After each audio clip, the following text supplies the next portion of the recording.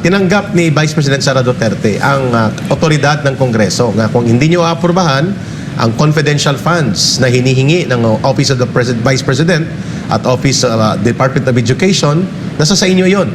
Pero isinalang yon kung aprobahan nyo o hindi. So nakaantay ito for a final approval of the passage of the budget bill sa susunod yata na linggo, Brother Franco, bago mag-break or sa middle of October. At pangalawa, malinaw din naman ang binanggit ng ating pag-uusap kahapon dito, mga kababayan. Indeed, there was no illegal or out of order or something anomalous doon sa paggamit ng 125 million pesos downloaded from the Office of the President. And even the minority congressman opposition siya, si Congressman Ed Selagman, sinabi niya na nanggaling pala ito sa contingent fund ng Presidente at diskresyon ng Pangulo kung saan niya ito ibibigay basta na sa executive branch. And the Office of the Vice President is under also of the executive branch. And so therefore, malinaw na may legal na basihan. Kung paano ginastos yon, nag-submit na po ng report ang Office of the Vice President sa COA.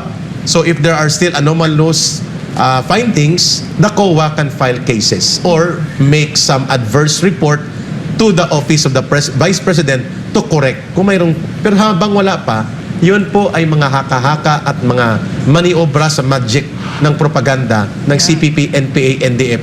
Ang nakakalungkot, yung binanggit ni former National Security Advisor Hermogenes Esperon na parang na-overlook ng Kongreso. Ano yun?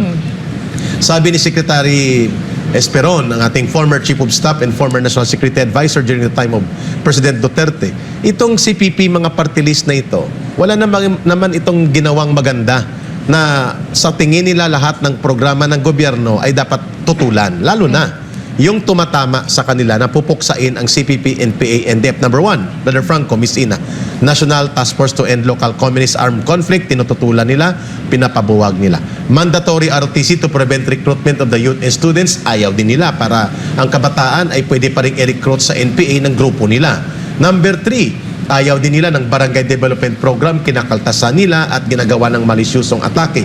Number 4 ngayon, ayaw din nila ng Intelligence Fund and Confidential Fund na tumatarget sa pagpapalakas ng security capability, intelligence capability to protect our youth and students and other sectors, including ang pagpapalakas ng security aspect sa pagtugis sa mga grupo kagaya nitong mga urban operatives ng CPP, NPA, NDF. Malinaw po kung anong agenda nila. Ang problema lang, sinakyan ito, Brother Franco, ng iba't ibang mga politiko at ngayon ay napurnada itong proposal ni Vice President Sara Duterte, although hindi pa ito napagbutuhan sa plenary voting and even sa Senate version. Miss Ina and Brother Franco. Yes, una sa lahat ka, Erica, yung want to clarify kung yung spending kasi. Of course, pag nagbigay ng budget, dapat within a year, maubos mo na yan ka, Eric. And they gave the budget on the very last month. That was December 13. That was December. So within that month, kailangan mo maubos. Kundi, babalik yan. Sa National Treasury. Sa National Treasury, yeah, exactly.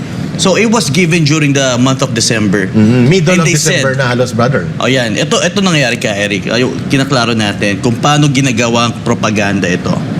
It said the COA, parang may nagkaroon sa, according to the explanation of COA, parang may konting pagkakamali doon ka, Eric, dahil sinabi nila 11 days. Yun yung ginamit na propaganda ng mga kaliwa, which is they started accounting that time na kung saan nagbigay.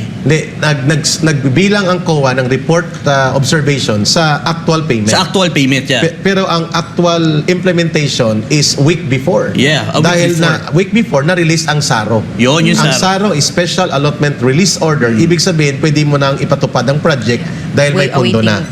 So, prior to the payment, nag-implement ng project 1 week before.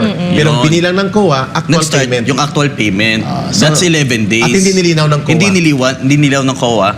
Pero ang totoo is 19 days. 19 days. Ayun ang kailangan linawin din. At sinubmit sa kanilang report, and yet, there is no adverse finding na mali ang ginawa ng Office of the Vice President.